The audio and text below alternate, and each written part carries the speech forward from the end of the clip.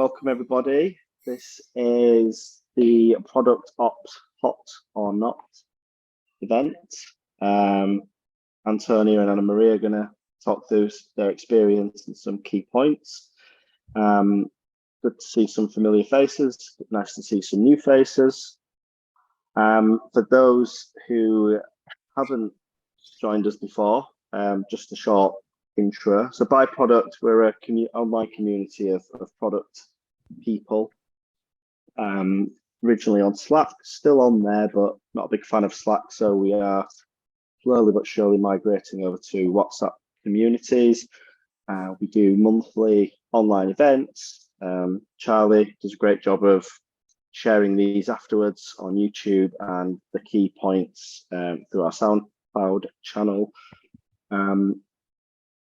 Yeah, so we've been going, a couple of years, done a few offline meetups now as well, more networking and a few drinks and things like that. But yeah, each month we'll pick a topic that seems to be hot and get people from the community to talk about it.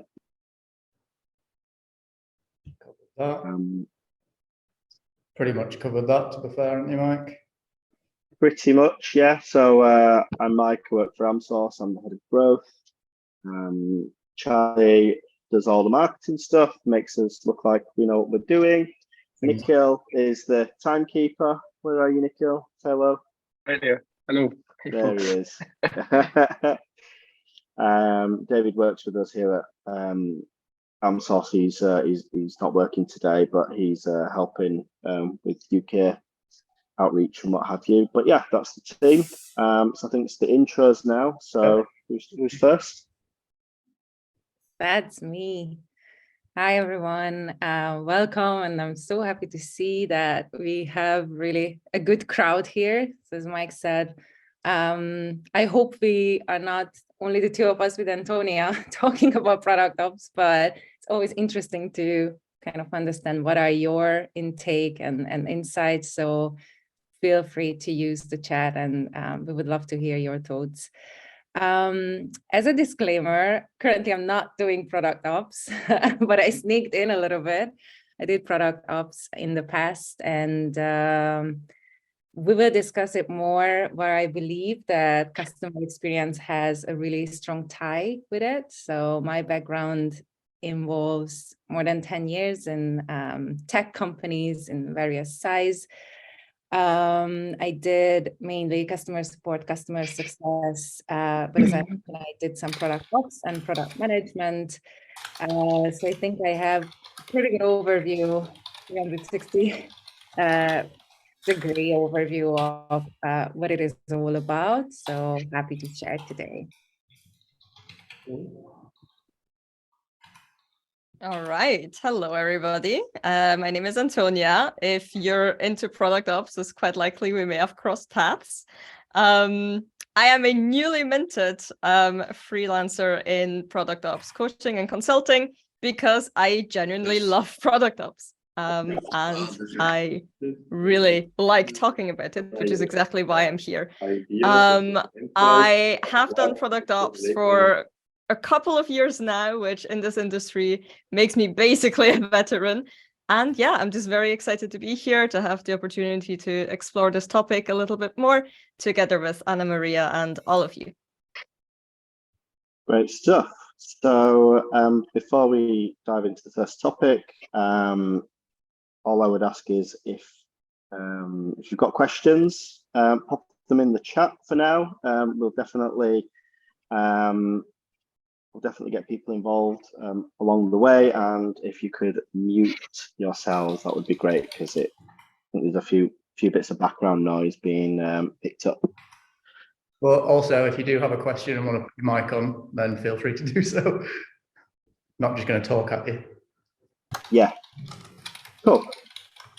Great. So let's get stuck in. So what are the basics? First of all, it's a bit of an easy question, but what is product ops? What's it supposed to be? Maria, do you want to take this, or shall I? I can start, and I also wanted to ask the audience actually, that what do you think? If you can give us 2 or 3 words, what would you think product ops is? I think that would be great to hear it. And in the meantime, I can start because I guess also from my intro, it's definitely an intersection in many different departments. And as Antonia mentioned, it's kind of its infancy. So building up where it is right now. What I believe it's definitely a connecting tissue between product, the customer-facing teams, engineering, mainly focusing on processes, tools, bringing together insights and the relevant data. So it's definitely an operational role, but on the focus of business outcomes connected with product goals. What would you say, Antonia? So I actually get this question a lot, which is why over the years I've sort of tried to refine my answer to it more and more. And the definition I'm running with now, anyway, it might change in the future, is enabling the product team to do their best work, right? Is very vague, leaves a lot of room for interpretation, but that is absolutely deliberate because what you end up doing depends a lot on what your company is bad at and what they want to improve at. So given that the core mission is enabling people to do their best work, right? The second question then is to ask yourself, well, how do you do that?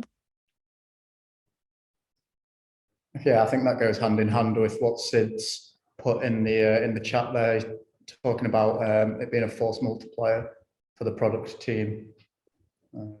Yes, exactly. And there's so many different variables, right? Well, okay, product team. What is the product team? Are you talking about PM specifically? Are you talking about PM, design, engineering? What about QA? What about commercial teams? So the definitions are very hard to get to without knowing the exact environment that you operate in. And there's so many different ways of slicing and dicing product ops. Like, is it, okay, what about research ops? Does that sit under product ops? Is that a separate function? What about design ops? Do you have agile coaches or scrum masters, right? Does product ops sit centrally in the organization? Does it sit with a part of the organization? Does it sit within squads, etc., etc.? And those are things that can be frustrating to talk about because we don't have a clear answer. Whereas when we look at things like product management, it's fairly well defined by now. But I think that's also the exciting part of it. So it sounds like it's not a clear-cut answer. There's a lot of grey. Would it be easier to say what it isn't or what you don't think it should be? Is that an easier place to start? Yeah, I think it might be. It's Because I definitely, know we've had a few conversations and a few like it's absolutely not that. So maybe if we kind of work out, discount what it isn't, and then maybe everything else that's left we can delve into. That might be a good way of trying to elaborate on what we think it is.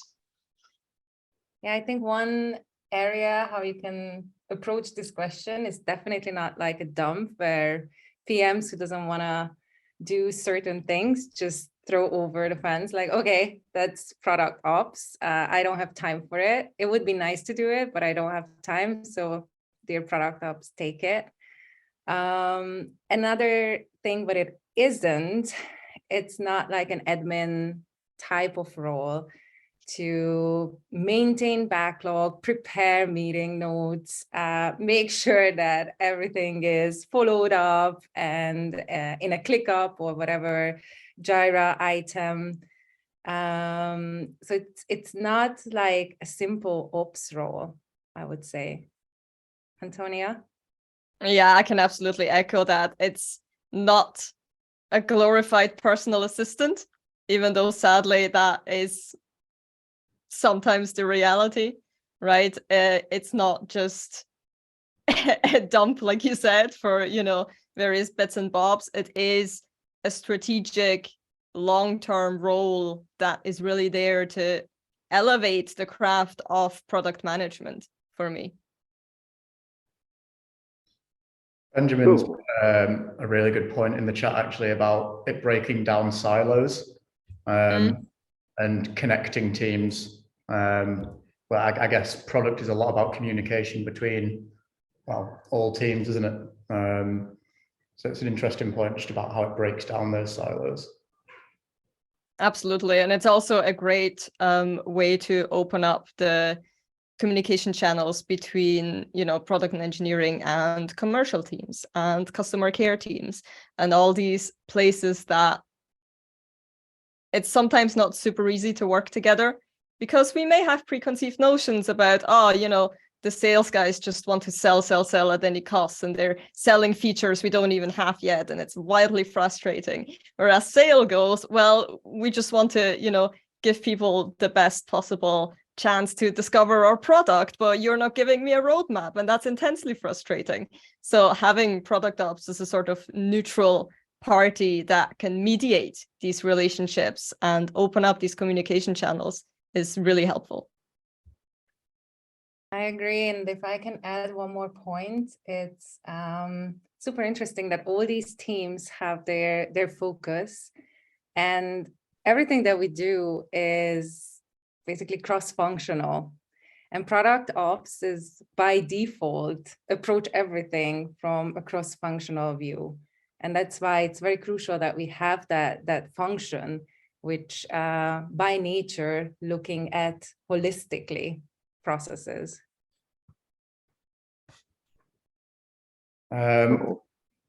Pavel's put a good point in there about should a salary be bigger because it's a new fancy title. But I believe that this is could be covered in this next slide about the ideal candidate. If the answer is yes, Pavel's definitely a product ops guy. Yeah, he wants it now. Rub his hands together. I mean, the interesting thing about product ops salaries is that it really depends on how the company thinks about it, right? If the company really does think about it as a junior admin role, and you tell them, well, I'm head of product ops, I need to be paid like a head of product, and they look at you like you're insane, right? You'll kind of know where to go and where not to go. Typically, I usually recommend it should match the product management salary bands, right? So depending on if you're junior product ops manager, you should be paid like a junior PM. If you're a head of product ops, you should be paid like a head of product. And I think that point there, Antonia, and what we were just talking about is a nice segue into this, because what does the ideal candidate look like? And I know that from our conversations, the person who isn't qualified is somebody who has never worked in product or is very junior. Like, how do you expect somebody with little or no experience to be able to enable all your product people to do a great job? Like, at that point, it definitely is chucking admin over the fence and letting some sort of running around sorting Jira tickets out and chasing things up. And I mean, that sounds like an awful role for anyone anyway, but that definitely, in my opinion, is not what product ops is. So what does the right person look like? Let's talk through your CV.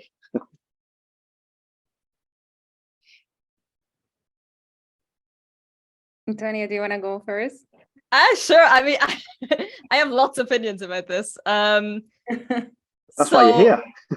Yeah, exactly. I mean, okay, so I have absolutely no problem with junior folk or folk who have never been in product stepping into product operations, just not as your first hire. Your first hire should be an experienced person who, while not necessarily needing to have hands-on product management experience, needs to understand, and I don't like using this word, product mindset, right? They need to be able to look at the problem, identify the actual problem, make a hypothesis, experiment, iterate, and only then put something into place, right?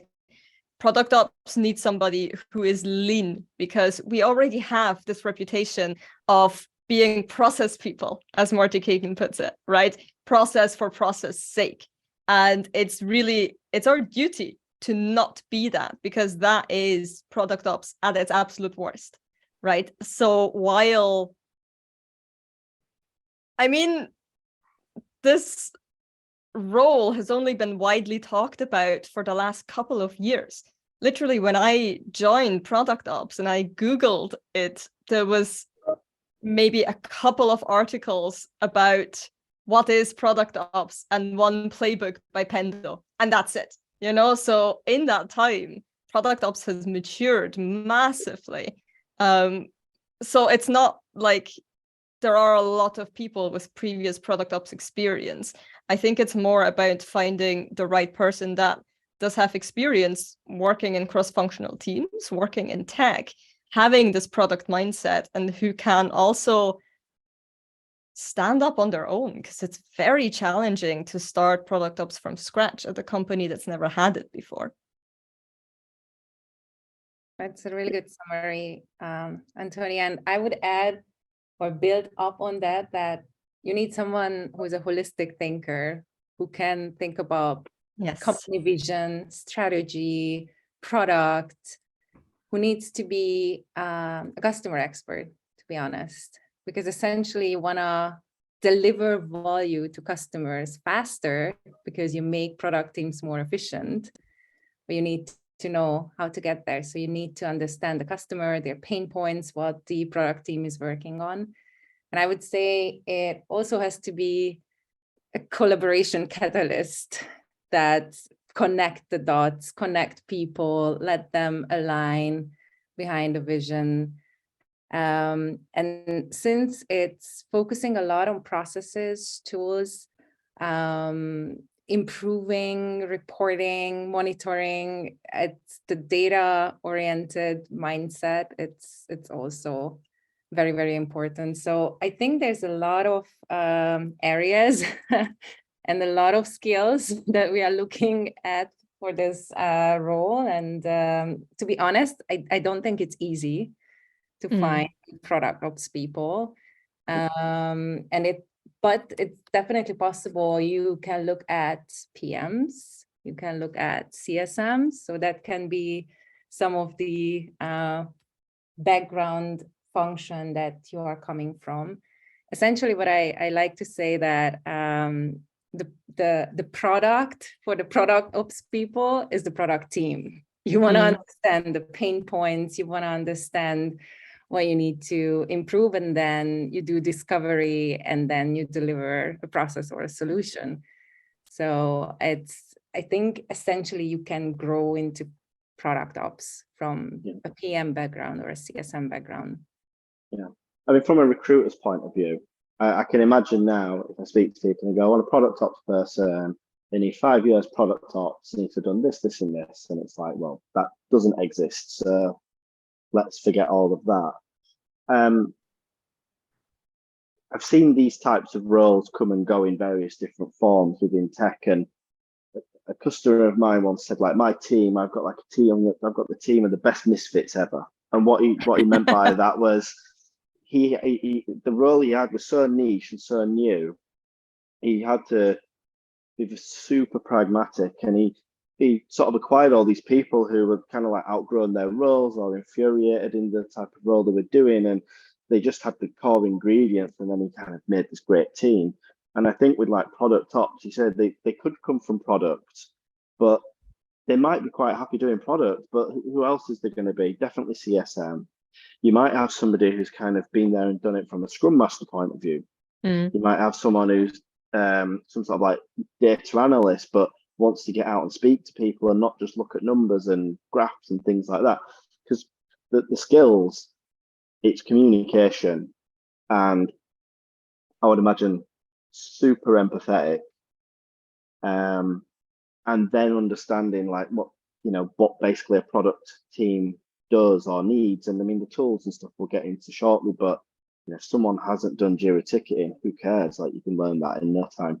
But like the communication and the empathy, and then like wanting to get into teams and helping them, those are sort of super important, but really intangible and quite often not there on a CV. So that makes it really difficult. But I think also if you are looking at hiring and putting into people in product ops, the reality is you're going to have to speak to a lot of people to find the right person, because it's not going to be there on the CV. So you go, yeah, I can shortlist and these people look great. The worst CV might be the best person for this role, you know, that might be the reality of it. Yeah, absolutely. Every so often I get people get in touch with me on LinkedIn, asking to chat to me because they want to transition into product ops and they don't know how. But the thing is, with product ops, we haven't created this work out of nowhere, right? Product ops tasks have always existed. And historically, they have been taken up by people who are now interested in getting into product ops. So what I always tell them is, well, look at your past experience, and it doesn't matter what title you had. You were doing this, right? Like, I did all this work because I was the one that was most likely to get frustrated when a process didn't work. So I just became this kind of, you know, process person. I became that person that would set up a new department, and that primed me so well for being in product ops.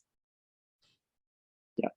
And sorry, Mike, just one note, because it's super interesting. That is very similar in my case as well. I was just like slowly transitioning, first not even noticing that I'm doing ops, because it's just happening. You start doing it, and then essentially you start pitching that, well, we need to transform this role into product ops. Yeah, you get a reputation. Yeah, indeed.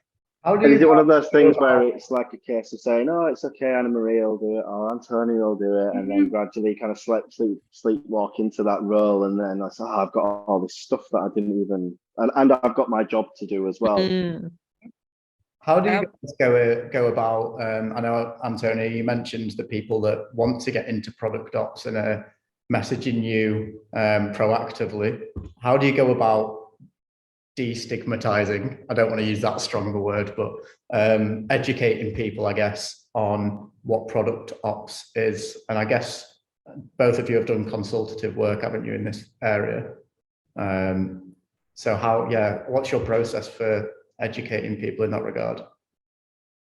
I think the first thing to figure out is what the person's preconceived notions are and where they're at. Because some people I speak to, you know, they're very insecure. It's like, oh, I've never worked with this role before. I think it's this and this, but I have no idea. And they get it absolutely right. And it's a delight, right? But some people do, for example, think it's a very administrative role. Some people think that product ops is there to sort of pre-chew customer feedback for PMs. And in that case, it's really... right. I mean, this is just, again, applying empathy, right? It's understanding how they came to that conclusion, maybe why they came to that conclusion, and what problem they are looking to product ops to solve. It's interesting. You said that sentence as soon as Graham put in the chat, product ops is to solve problems, not take on problems. Working in tandem there. Great minds. Yeah. Yeah, really good discussion in the chat. Yeah.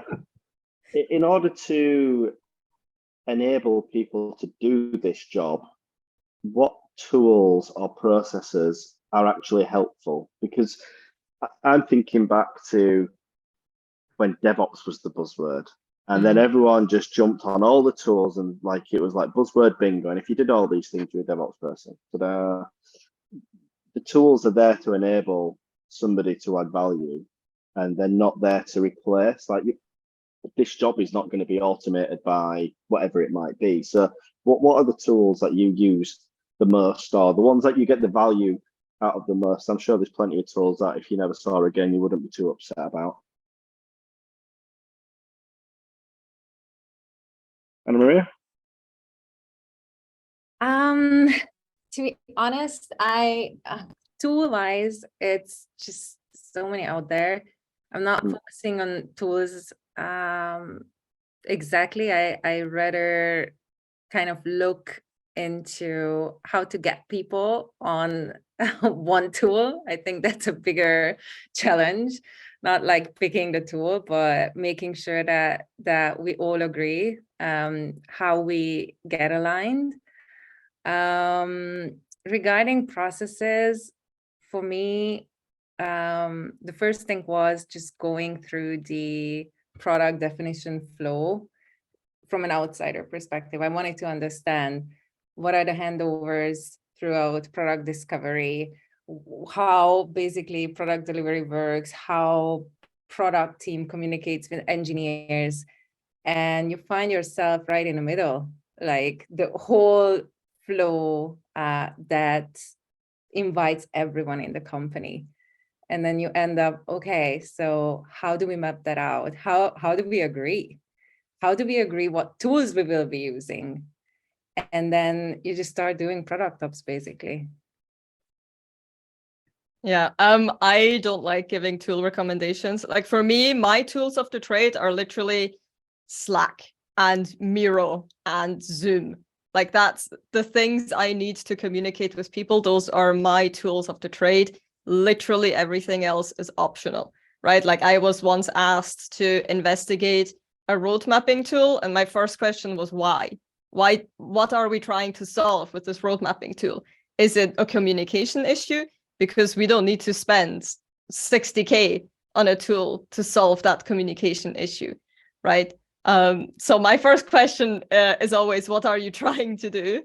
And honestly, it's the same for processes. Like I don't think every company has to use OKRs. I don't think every company has to do Scrum, etc., etc. I mean, let's be honest. You don't even need to be product-led in order to be a successful company, right? The question is always, well, what's your motivation? What are you trying to do? What are you trying to solve? And then, especially when it comes to processes, like we see so many people saying, oh, OKRs didn't work for us, for example. It's a very popular example, right? Well, how did you implement it? Did you try to go from 0 to 100 in half a day? Because obviously that wasn't going to work, right? What are the parts of this process or this framework that are really going to work for you and your team, and which parts can you just ignore for now? And I feel like we don't talk about that often enough. I think it's endemic of technology as a space. You've got a lot of really smart people forgetting to use common sense sometimes, you know, and over engineering, you know, things like looking for a silver bullet when actually it's just right. Let's just make it really simple. Like, why don't we all just talk about it first? Right. You know, why are we trying to do this? Kind of goes hand in hand with the principles of Agile as well. And there's a question from Niels here about how do you see the comparison to and functional overlap with Agile coaching in bigger organizations? So either of you. Yeah, very, very interesting. I love the Agile Manifesto. I'm such a huge fan of it, genuinely. I hate that we have Frankensteined it into something called Scrum. Scrum has very little to do with Agile and the Agile Manifesto itself. Let's be honest. Overlap between Agile coaches and product ops is an interesting one. And I think it's one that inevitably you kind of need to figure out in every company you go. For me, Agile coaching is more team specific. So it's more likely that an Agile coach would be taking care of a single team or 2 or 3 teams. And that is really, you know, they have a very good rapport with those teams. They are in most of those meetings, if not all of them. And they're very hands-on and also a little more delivery focused, right? Whereas product ops to me is a little more central, a little more detached or objective, and also a little more on the strategy and discovery side as well. So should we move on to the next slide, do you think? Is there anything you wanted to add on that, Annamaria? No, I 100% agree. Antonia shared. that was my observation as well. Cool. We've got a few questions here, by the way, but I'll just, I won't interrupt the flow of this, and we can just have a bit of a Q&A at the end, if that's all right with you guys. Of course. Sure. Shall we start with the value then? Yeah, so what is the value of product ops? What's the benefit? What I observed is what we talked about already. Definitely increased efficiency, how people work together. I also I've seen a nice transition in the product team becoming even more customer centric and talking more about outcomes, because you are just poking them that this is important and this is how you do a demo. This is how you present a product idea internally and then of course externally when it got implemented. Just in general, I think it brings a lot of value for better visibility, that you know what's going on. So product ops keep tracking on what's going on in the organization and making sure that everyone who needs to know, such as customer-facing teams or engineers, this is where we are heading to. Also C-level in some cases, create those reports that needs to be shared. Yeah, and just on the collaboration side, as soon as someone start focusing on aligning people, you just see that the collaboration blooms much better. And I saw someone mention the culture. Yes, we can talk about being product-led and modern product management, of course. But I think the cultural change is also amazing. You start seeing people talking to each other. That was at least my observation. Yeah, absolutely agree on all those points. I actually saw Product Plan? They released a state of product management report, and I was so happy because literally the first points they make in this report, I've got it here, said number 1, over 50% of large product teams cite keeping roadmaps and processes consistent as their number 1 growing pain. And me in product ops going, duh, like, of course. So it's the value lies in being a well-oiled machine, right? Scaling. I mean, it's to a certain extent expected that if you hire rapidly, you're going to slow down, right? But minimizing that has real business value. And the funny thing is, when you take things off PM's plates, guess what? They actually get better at their job because they actually have the space to be creative, to think about a customer problem from all different angles. And we can enable them to do that and help them actually bring it in front of a customer sooner and with less frustration. Do you think, particularly around businesses as they scale, they can slow down, but that's where silos can be created as well? And do you think having product ops, having this sort of top-down view of everything going on, you could avoid a lot of wastage as well? Because, if you've got product teams doing experiments in other areas or, whatever it might be, looking at new features, you don't want multiple teams essentially doing the same thing, do you? Just because nobody's talking. Is that a benefit, do you think? Absolutely, 100%. I mean, my first product ops job, I was working at a company that was essentially a collection of different brands, all doing real estate portals in Europe. But the companies themselves, the brands, were very, very siloed, which led to, 3 or 4 times doing the same discovery, coming to the same conclusion, and then implementing it 4 times. Whereas at some point, somebody got, guys, let's talk to each other. Okay, like you're looking at how to, I don't know, make the map view better. How about I learn from you and take your learnings and apply them to my product too, right? Like that was the that was the selling point of product ops back then. Exactly, 100%. You can hear everywhere, like product ops being connecting tissue, the glue, these are orchestrator. So it's definitely targeting the silos. And that's where you start thinking about, and that's basically going over to the second question, should you or shouldn't you?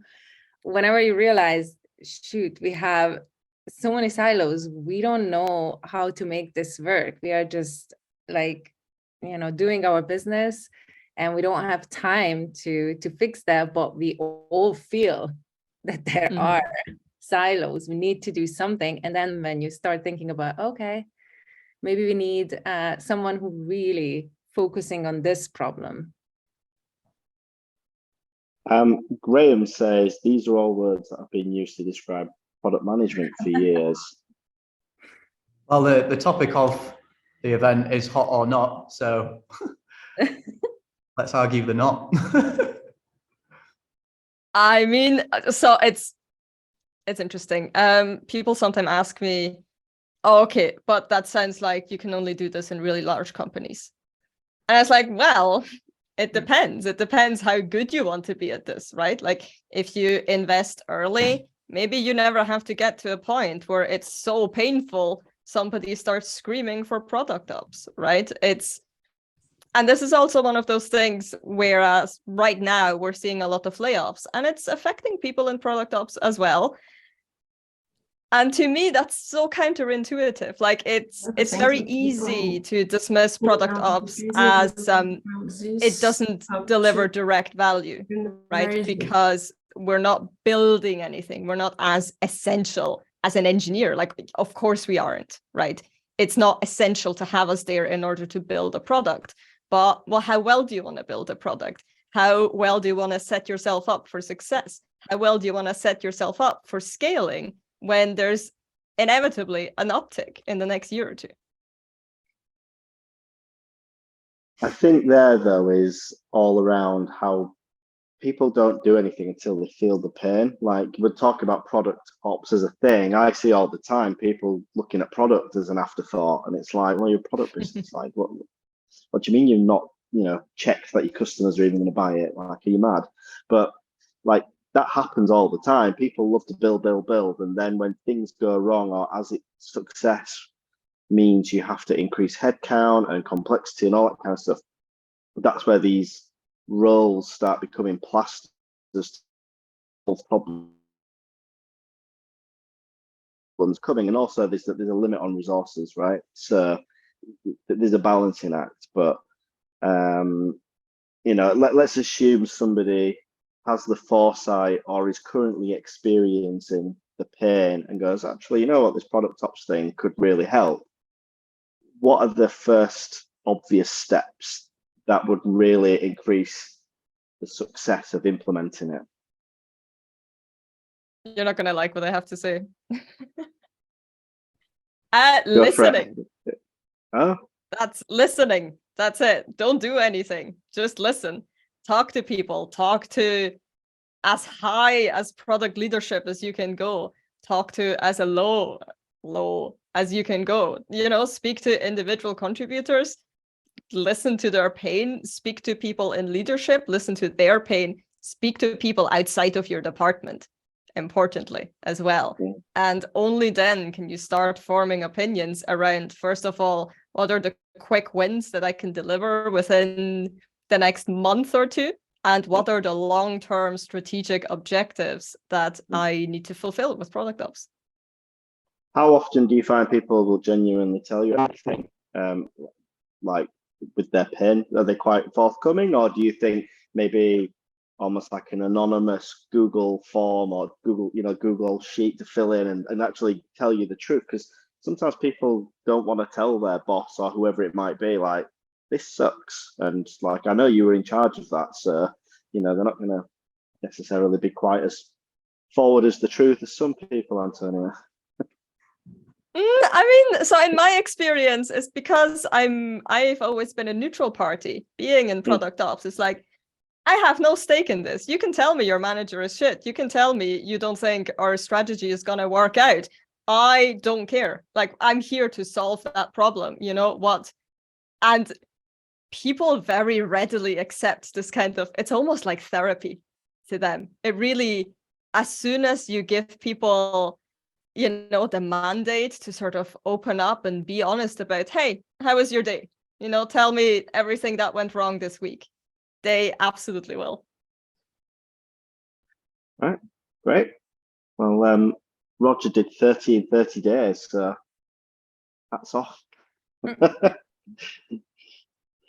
On to the next bit. I can't remember what the next slide is. Yeah, I think so, because we've got quite a lot of questions that we need to go through. Yeah. Well, we'll quickly, if we can quickly, go through this, and then we'll get to the questions at the end. Antonia, I let you drive this because you are in product ops, so. I would actually love to hear your opinion first. Okay.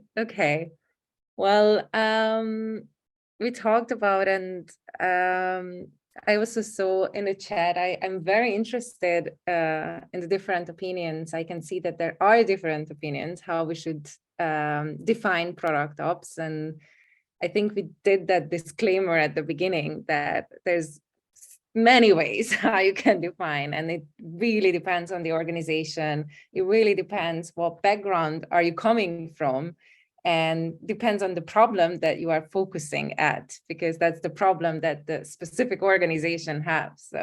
So I believe it really depends also kind of like the prediction that we are giving. What I see is this is getting maybe standardized in 5 years. So if I go ahead the final stage, I definitely started to see already a lot of communities forming around product ops and knowledge sharing and best examples, which I'm very happy about, because finally we open up the doors and there's so many learnings that we can have from each other. So that's what I see in the 1 year run, that we start to see soon courses and hopefully some curriculums around product ops.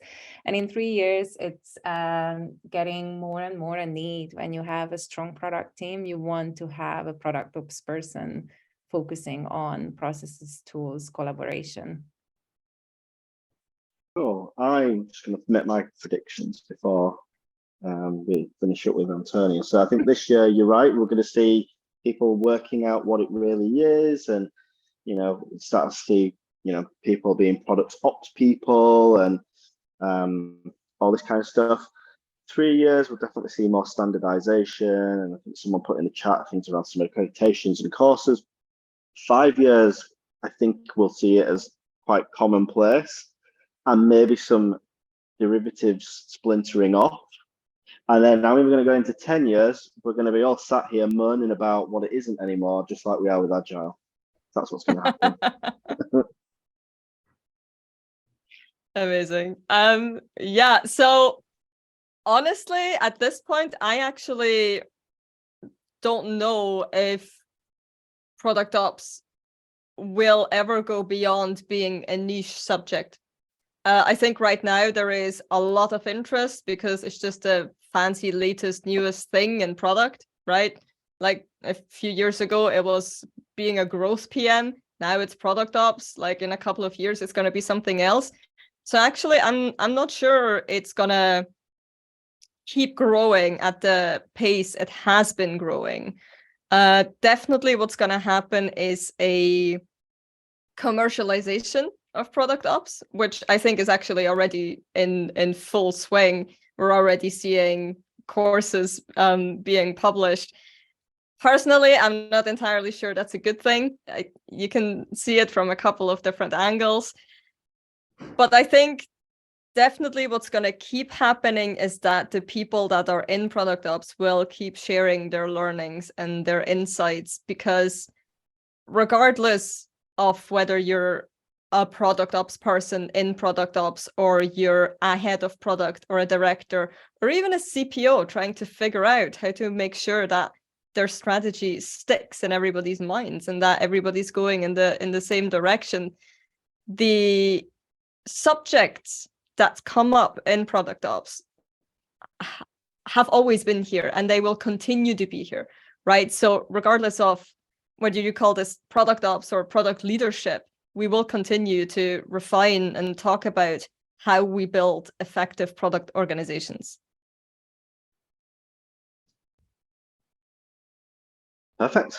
What's the next slide? The next slide is the roundup. Well, let's go back a second, and we'll get into the Q&A, shall we? So there's a couple people, Thibaut and Akash, who have asked the question about what are the next steps after everything's standardized, and you've spoken to people and you've got the stories and you've got the lay of the land. Where do you go from there? So, yeah. Yeah, I mean, for me, I think it's twofold from there, right? Firstly, you look at where can you provide positive impact in the short term. So this is really something you should be able to do within a month, let's say. But then it's also about crystallizing the bigger themes and topics and having an honest discussion with your leadership about where you want to be as an organization and what that means, right? Like, you might uncover, let's say everybody's frustrated with your project management tool for various reasons.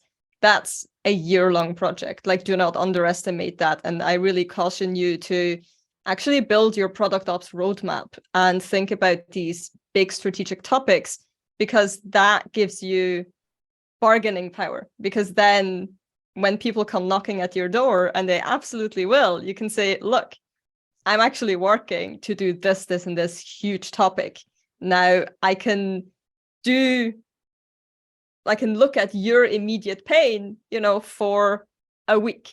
But beyond that, I can sort of help guide you in taking the first steps, but then you're on your own. And you can't really do that if you don't have something to show and say, this is the long-term thing that I'm working on. So true, Antonia. And I also read Roger's comment, doing 30 one-on-ones, and I would be really interested in learning how was that, because usually those one-on-ones, I also did quite a few when I started with it, and people are truly like sharing their frustration and like, this is not working, that is not working. So what Antonia said is so crucial, that you're able to kind of identify themes and making sure that you're protecting yourself and being very transparent. What are you working at? And that is the focus point. And as I mentioned at the beginning, it's not a dump, and you are just jumping on every kind of process issues that are running to your way. So making the transparency for me was so important. Keep giving context to people. What is product ops is focusing at the moment, and why is it necessary? And just quote what were the frustration that they shared with you, and that's why we are doing that. Cool. To switch it up a little bit, Nikhil has brought up the I guess the other buzzword that's flying around in tech at the moment, AI. I guess it's not a buzzword really, but another common theme that people are talking about. How do you see the role of product ops evolving with the availability of AI automation tools whose ultimate goal is to reduce overhead on ops in general? I'm not sure if you meant OPS or ops, but it's capitalized. Yes, ops. I meant ops. Charlie. Operations in general, basically. Oh.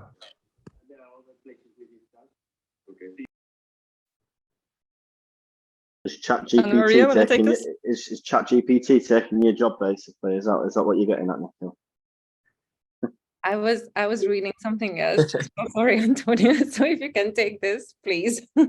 Sure. I mean, I wish, right? Like, we should be automating away as much low value work as possible, right? I had this discussion on LinkedIn a few days ago, like, and I feel like with AI, a lot of people are, I mean, rightfully so, talking about the dangers and the ethics around, you know, things like ChatGPT and what this means for us.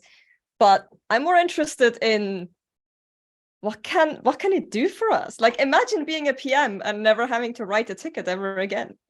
Like, what a wonderful world that would be. I came across a this was shared with me. I came across a very early stage company that alleges that you can do customer interviews with AI. And that's very interesting. I'm not sure how I feel about this.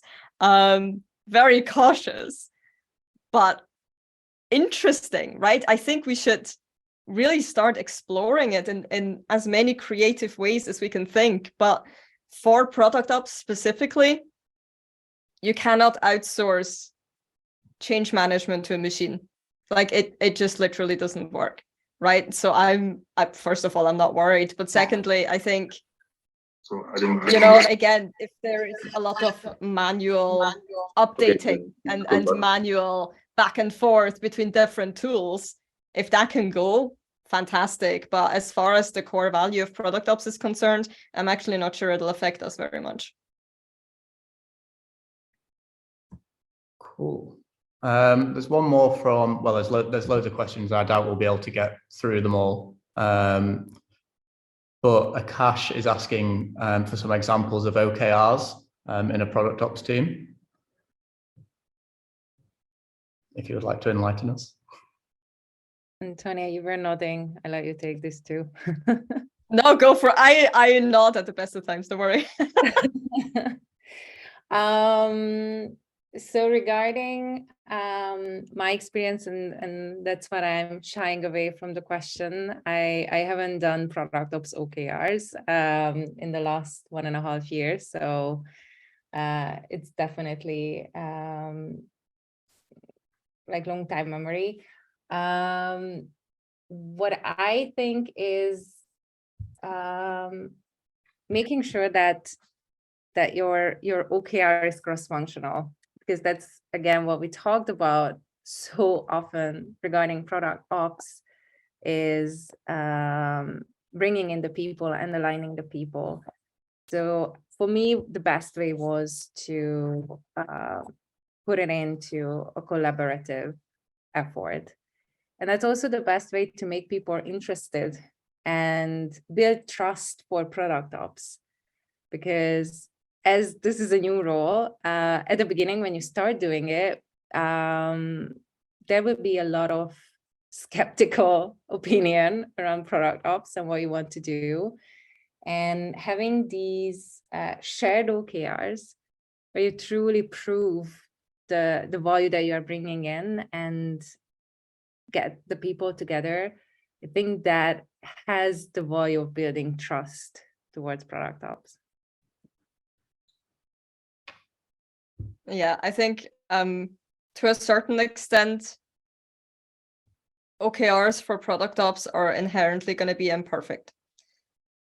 Because let's say you want your product team to do more discovery, and you could track how many items of discovery they do or how often they speak to customers. Is that necessarily correlated to a quality improvement in the product? No, right? It's a hypothesis. You assume that if people speak to customers more often, that will yield better results. But it's a trade-off, right? It's a give and take. And I think, why OKRs? Why not just KPIs? Or, you know, like, it's, as I said, it's always going to be imperfect. To a certain extent, there are some things that you just need to do. And then you are tracking project completion. And that is a bad KR. for example. So it's, yeah, I'm not sure we need OKRs. I think it's a really good exercise, right? It's a good way to sort of question your own assumptions and question what you will be tracking and why. But by definition, it's gonna be imperfect most of the time. Well done, bring this question in. I think it's very good. Absolutely. I have a question. Mike, one second. sorry. Abdo's just raised his hands there. All right. Just wondering if he wanted to contribute on that or ask a question himself. Yeah, I wanted to ask a question. Can you hear me? Yeah, great. All right. Yeah. To be fairly blunt with you guys and ladies, I don't have direct experience with product ops per se, as like positioned as such. Be that as it may, I mean, observing from a distance, and maybe I'm taking the discussion in a more of a philosophical situation, but it feels like once upon a time teams were functional and they were silos, and then all of a sudden they became cross-functional, and then there are still silos within their cross-functional worlds. And now product ops is kind of trying to, it's bring the pendulum back again. So it feels like, I don't know, Hegel's law, the pendulum swings here and then swings back again and then swings back again.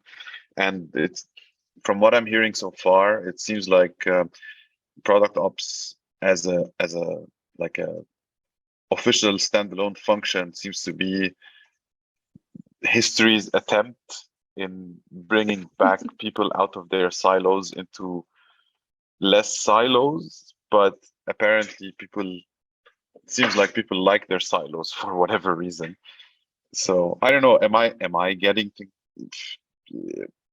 is this maybe, am I seeing it like this because I don't know, I've had a 4 a.m. flight today and I'm hallucinating, or does this have any grain of truth in it? Absolutely. I love your point so much, honestly. For me, product ops is attempting to bring the humanity back into tech companies. Like, that sounds bombastic, but let me explain, right? Like, we have built so many frameworks and processes and things that have dramatically increased the complexity to try and reduce risk, right? That's what we're attempting to do with things like Scrum and Agile, et cetera, is reducing risk in something that is inherently risky. And we have now came up with matrices and charts and all these different things. And now we've forgotten that we're just working with other humans trying to solve human pain points, right? And that's, to me, that's exactly what product ops is about. It's bringing that humanity back and having somebody whose full-time job it is to say, hey, you two talk to each other. I really, I don't want to sound dismissive, really, and I genuinely appreciate anyone in the world whose task is to go tell other people, listen, shitheads, just fucking talk to each other and everything will be fine. Like, because this is kind of, I don't know, it seems like 70% of my time is spent telling other people to tell other people their opinion of them. But anyway, but isn't this like creating more structures to kind of try to solve a problem that is basically people just go work together, talk to each other? Or is this something in human nature that we just have to accept, that this kind of this tribalism is inevitable, and it's so hardwired, it's even hardwired deeper than I would have thought, and people have to end up in silos because this is human nature, and then we have to work around it and find new structures to break through the silos, and then end up finding new structures to break through the new structures that are now old to break through the silos. I don't know. I think I'm hallucinating now, so I'm going to shut up. No, sounds like an episode of Black Mirror or something. I think that's the end of the product ops chat. Mike, do you just want to? I'm just wary of people's time. Yeah, we've had quite a lot of drop off. Obviously, we account for an hour, so it's been really, really good.